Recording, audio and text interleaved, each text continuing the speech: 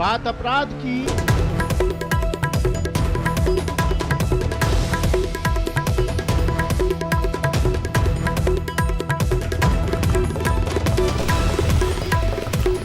बड़ी खबर, सिब्बल ने हाईकोर्ट की सुनवाई पर रोक की मांग की है। कपिल सिब्बल ने हाईकोर्ट में जो सुनवाई हो रही है उस पर रोक की मांग किया। सुप्रीम कोर्ट ने कहा मामले की गहन सुनवाई की जरूरत।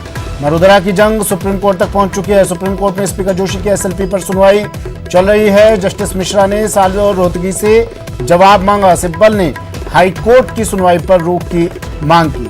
इसके बाद सुप्रीम कोर्ट ने कहा कि मामले की गहन सुनवाई की जरूरत है। सिब्बल ने तब तक हाईकोर्ट के फैसले पर रोक की मांग की है।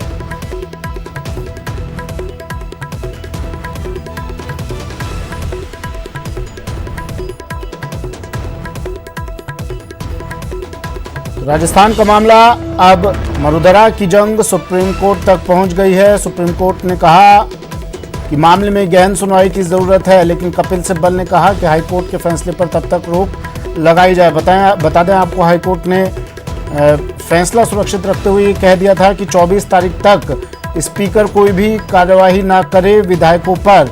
इसके बाद सीपी जोशी ने सुप्रीम कोर्ट का रुख किया और अब सुप्रीम कोर्ट ने कहा कि मामले में गहन सुनवाई की जरूरत, लेकिन कपिल सिब्बल ने कहा कि हाईकोर्ट के फैसले पर रोक लगाई जाए।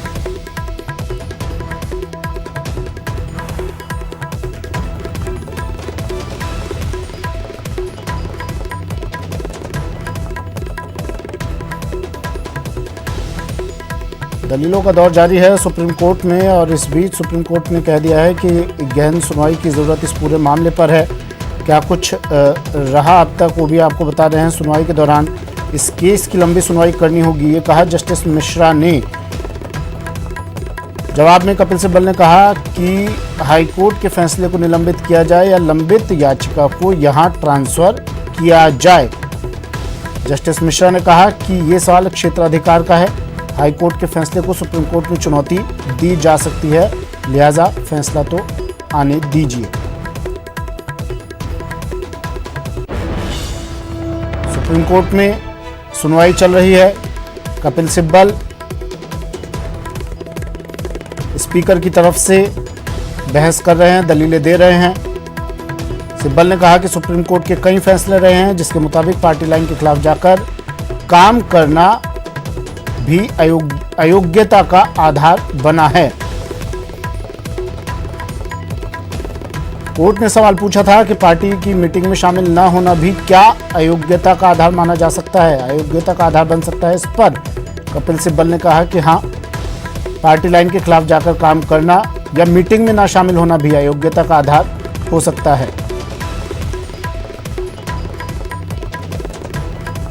सुप्रीम कोर्ट ने यह भी पूछा कि आप सुप्रीम कोर्ट के अगर कोई ऐसे फैसले हैं तो वो दिखाइए आप, जिसमें मीटिंग में शामिल न होने पर अयोग्य करार दिया हो।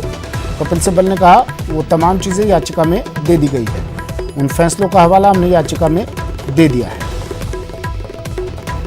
सुप्रीम कोर्ट ने कपिल सिब्बल से पूछा था कि पार्टी के भीतर लोकतंत्र पर आपकी क्या राय है।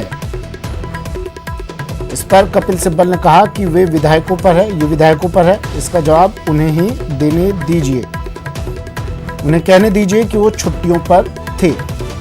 सुप्रीम कोर्ट में सुनवाई चल रही है। स्पीकर जोशी की एसएलपी पर सुनवाई जारी। एसएलपी, जब आप हाईकोर्ट के फैसले को लेकर, फैसले के खिलाफ आप सुप्रीम कोर्ट का रुख करते हैं, एसएलपी कहा जाता है उसे। सुप्रीम कोर्ट ने मामले में गहन सुनवाई की जरूरत बताई है। मरुधरा का संग्राम अब सुप्रीम कोर्ट तक पहुंच गया है। सुप्रीम अदालत में सुनवाई जारी। व्हीप के लिए भी सुप्रीम कोर्ट ने पूछा कि क्या पार्टी मीटिंग में शामिल न होने और व्हीप होने पर व्हीप जारी किया जा सकता है। सुशील पांडे मेरे सहयोगी हमारे साथ फोन लाइन पर जुड़ गए हैं। सुशील, क्या कुछ चल रहा है कोर्ट में और क्या अब तक हुआ? जी देखिए, साफ तौर से इस पूरे मामले में जो सुनवाई हुई, सुनवाई में तमाम जो बातें रखी गई हैं उसमें फिलहाल जस्टिस मिश्रा की तरफ से कहा गया कि स्पीकर के इस तरह के नोटिस जारी को विहित कंसीडर किया जाता है या नोटिस कंसीडर किया जाता है, ये फिलहाल कानूनी बड़ा मुद्दा है, गंभीर मुद्दा है और इस पर फिलहाल लंबी सुनवाई वो करना चाहते भी हैं। इस मामले में फिलहाल ये भी तय कर रहा है सुप्रीम कोर्ट की क्या इस पूरे मामले में इस सवाल का क्षेत्राधिकार ये है कि सुप्रीम कोर्ट इस मामले को जस्टिफाई कर सकता है या नहीं। हालांकि इस मामले में कपिल सिब्बल ने एक बड़ी बात बोली, ये कहा कि जो न्यायिक आदेश है उसका राजनीतिक पहल जो है उसका असर दूरगामी होता है। हालांकि मुकुल रोहतगी और हरीश साल्वे ने ये कहा कि ये फिलहाल इस पूरे मामले को लंबा टालने जैसा है। हाईकोर्ट में हम लगातार 2-3 दिन तक हमने दलील इसी बात पर दी, हालांकि सुप्रीम कोर्ट ने इस पर सहमति जताई और सुप्रीम कोर्ट ने यह भी कहा कि ये गंभीर मुद्दा है कि अगर कोई भी व्यक्ति, कोई भी पार्टी के अंदर का व्यक्ति अगर अपने सवाल उठाता है तो उसको हम किस आधार पर देखें, और अगर उसको अयोग्य करार दे दिया जाता है तो ये एक लोकतंत्र के लिए एक बड़ा खतरा भी साबित हो सकता है। लेकिन जिस तरह फिलहाल सुनवाई चल रहा है, ऐसे में ये माना जा सकता है कि इस पूरे मामले में फिलहाल उम्मीद बहुत कम है राहत मिलने की। हालांकि सुप्रीम कोर्ट ने जो खबर है वो ये भी आ रही है कि सोमवार को इस मामले में सुनवाई अब करेगा। उसने सुनवाई टाल दी है। उसने कहा है कि हाईकोर्ट के जो आदेश है उसका परिणाम यहाँ होगा और हम इस मामले में देखेंगे। हाईकोर्ट कल फैसला सुनाएगा इस मामले में और सुप्रीम कोर्ट ने फिलहाल हाईकोर्ट पर किसी भी तरीके से फैसला पर रोक लगाने से मना कर दिया है। ये बड़ी खबर फिलहाल सुप्रीम कोर्ट ने कहा है कि वो हाईकोर्ट के फैसले पर किसी तरीके से रोक नहीं लगाएगा। सुप्रीम कोर्ट ये देख रहा है कि हाईकोर्ट के फैसले। चलिए मैं फिर से आ रहा हूं सुशील आपके पास। बड़ी खबर बता दें दर्शकों को, सोमवार को अब अगली सुनवाई सुप्रीम कोर्ट में सोमवार को होगी। सोमवार तक का वक्त अब दिया है, सोमवार को अगली सुनवाई सुप्रीम कोर्ट में। बड़ी खबर, मामला बड़ा है तो इसलिए हर एक पहलू पर गहनता से बात की जा रही है, गहनता से गौर किया जा रहा है, हर एक बारीकी से हर एक पहलू को देखा जा रहा है, इसलिए जल्दबाजी में कोई फैसला ना लिया जाए। अगली सुनवाई की तारीख सोमवार को अगली सुनवाई होगी। बड़ी खबर है इस वक्त की, सुप्रीम कोर्ट में स्पीकर जोशी की एसएलपी पर सुनवाई चल रही थी और अब कह दिया है अगली सुनवाई सोमवार को होगी। क्या कुछ रहा आज सुप्रीम कोर्ट में, मेरे सहयोगी सुशील पांडे बता रहे हैं, लगातार हमारे साथ जुड़े हुए हैं। सुशील, ये भी बताइए, स्पीकर न्यूट्रल पक्ष होता है, क्या इसको लेकर भी बात हुई कि आपको कोर्ट में आने की जरूरत क्यों पड़ी? आप न्यूट्रल रहते हैं।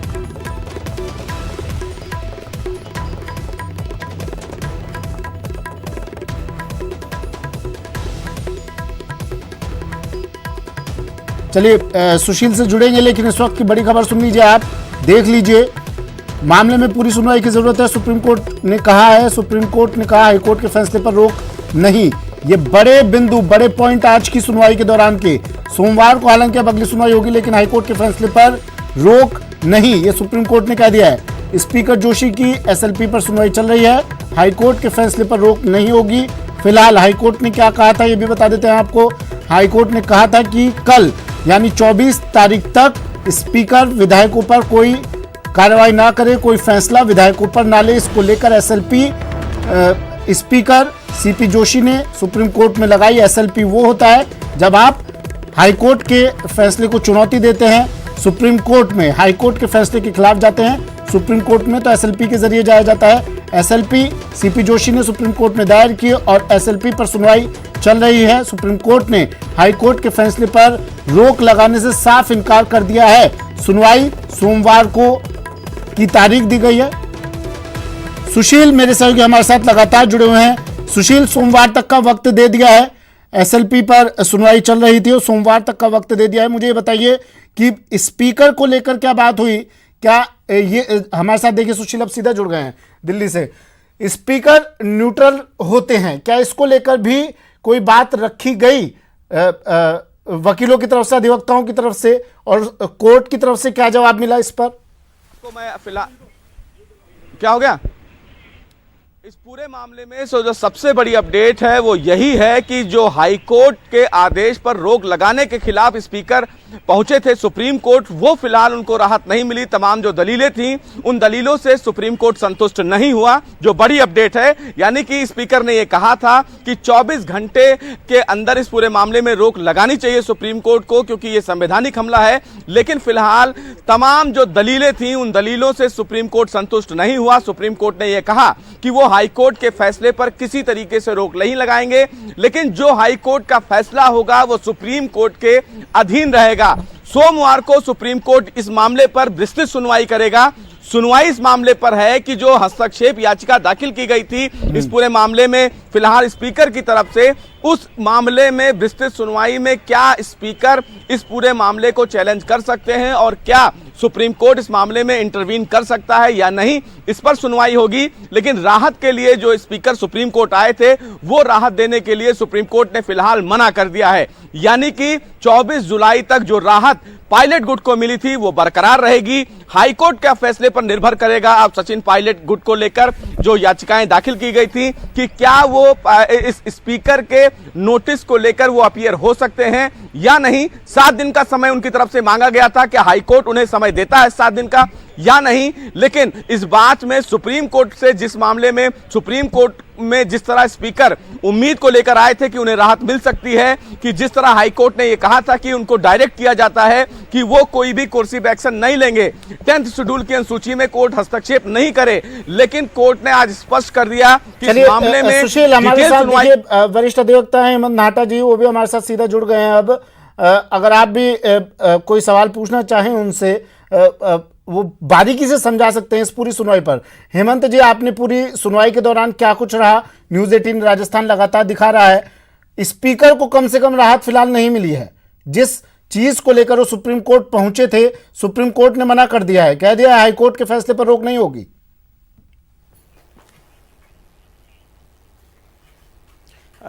ये एक नॉर्मल प्रक्रिया है सुप्रीम कोर्ट की, एक पूरा प्रोसीजर बना हुआ है कि आपको सिंगल बेंच में जाना है, उसके बाद डिविजनल बेंच में जाना है और वहां से एक फैसला लेके अगर आप उससे असंतुष्ट हैं तो आपको ऑनरेबल सुप्रीम कोर्ट के समक्ष जाना है।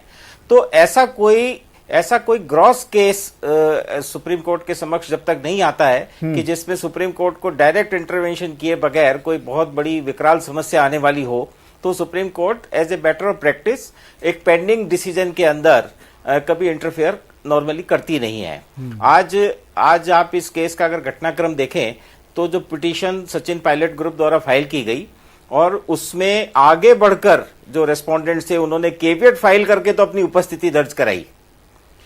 राजस्थान हाईकोर्ट ने तो इनको इनवाइट ही नहीं किया था, वो खुद ही वहां आगे चलकर गए और उसके बाद पूरी प्रक्रिया में भाग लिया, बहस की और जब एक इंटरिम पीरियड के लिए कोई कार्यवाही आगे नहीं बढ़ाए जाने की रिक्वेस्ट की गई तो उसको माना गया।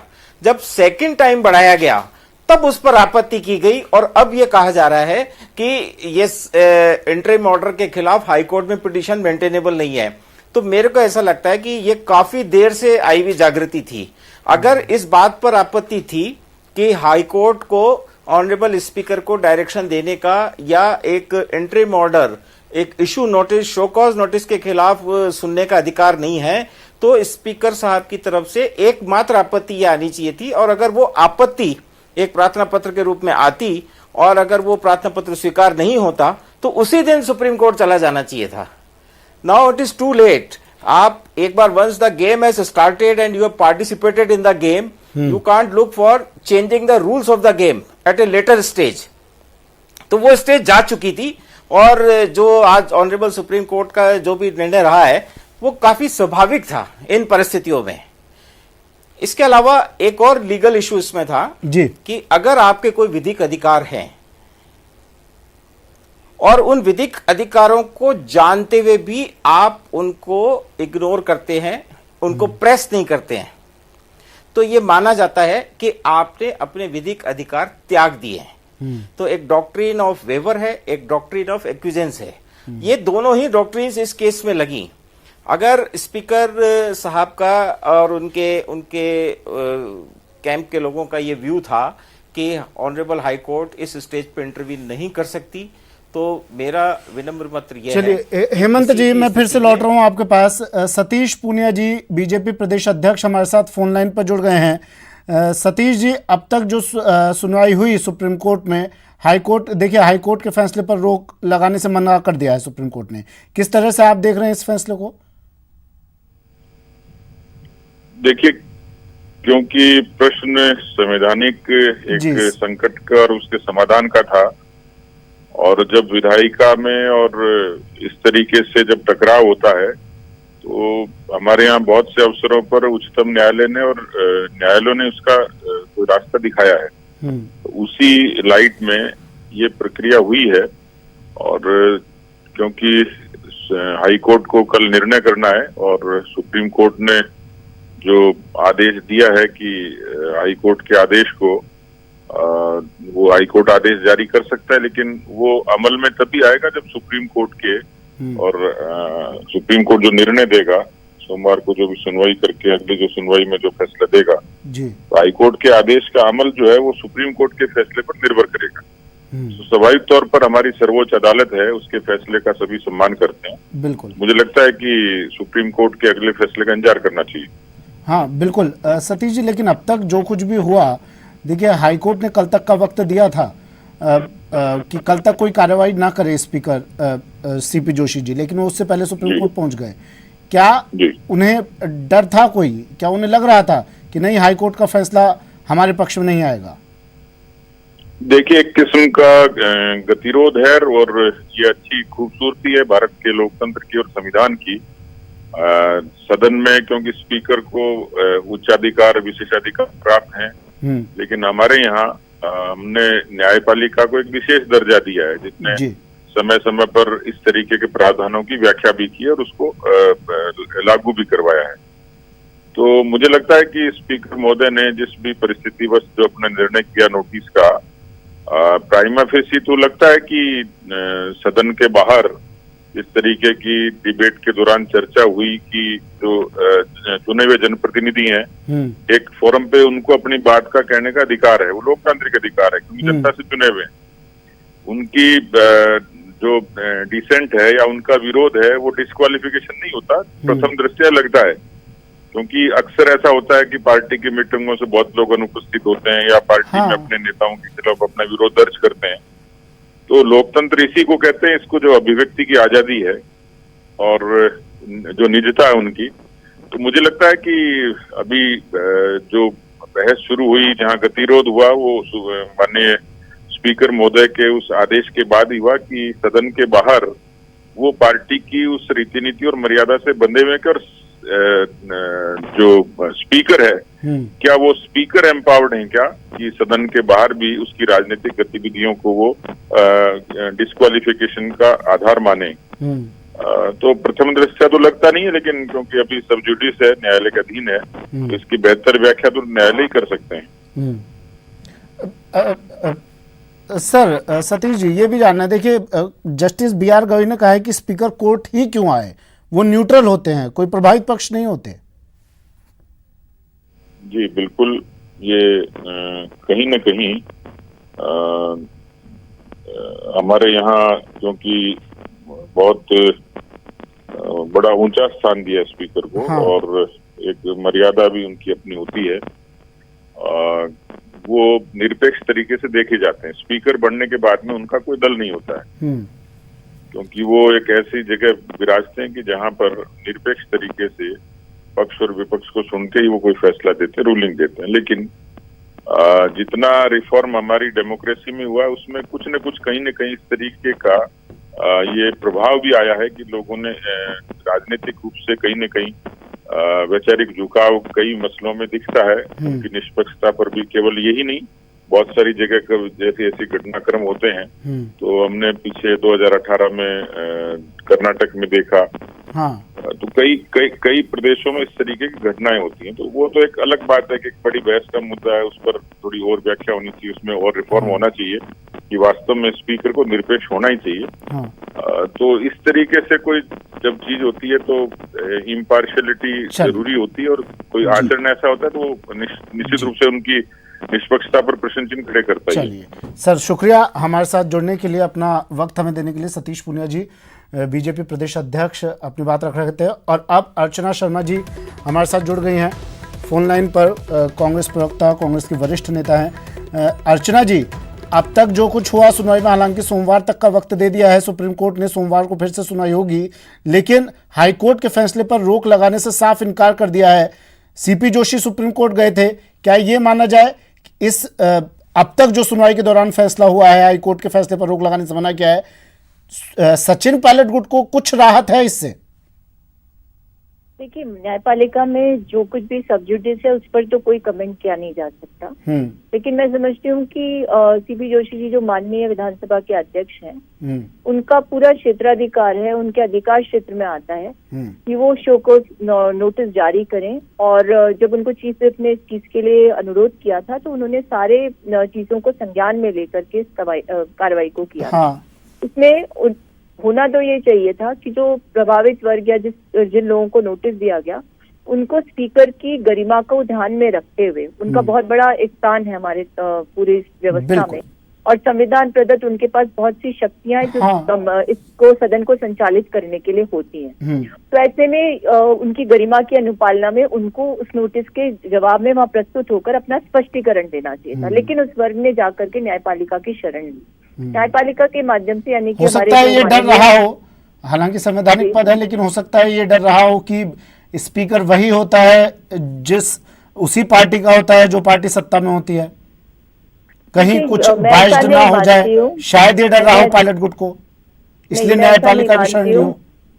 स्पीकर जितने भी रहे हैं अब तक और आगे भी जो परंपरा है हमारे संविधान की, निरपेक्ष भूमिका में रहते हैं जी। लेकिन उनको क्षेत्राधिकार है, उनका अधिकार क्षेत्र होता है कि किसी के एक्शन इम्प्लीकेशन चाहे वो सदन के अंदर हो या बाहर हो, उसका सदस्य है, तो यदि उसकी कोई ऐसी बात है जिसको लेकर के उससे स्पष्टीकरण मांगा। एक आखिरी सवाल मैम, अर्चना जी एक आखिरी सवाल, ठीक है, लेकिन अब जब हाईकोर्ट ने कह दिया था कि कल तक के लिए कोई कार्रवाई ना करे स्पीकर, तो कल तक इंतजार किया जा सकता था, सुप्रीम कोर्ट जाने की इतनी जल्दी क्या हुई?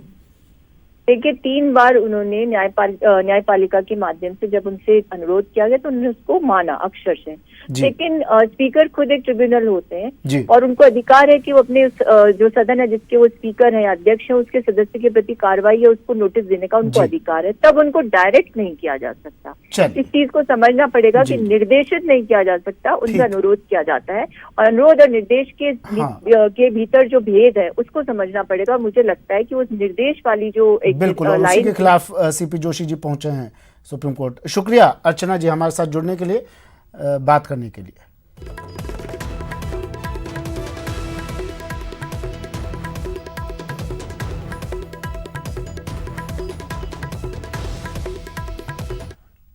चलिए, इस पूरे मामले पर तमाम अपडेट्स आप तक न्यूज़ 18 राजस्थान पहुंचाता रहेगा। कवरेज हमारी लगातार जारी है।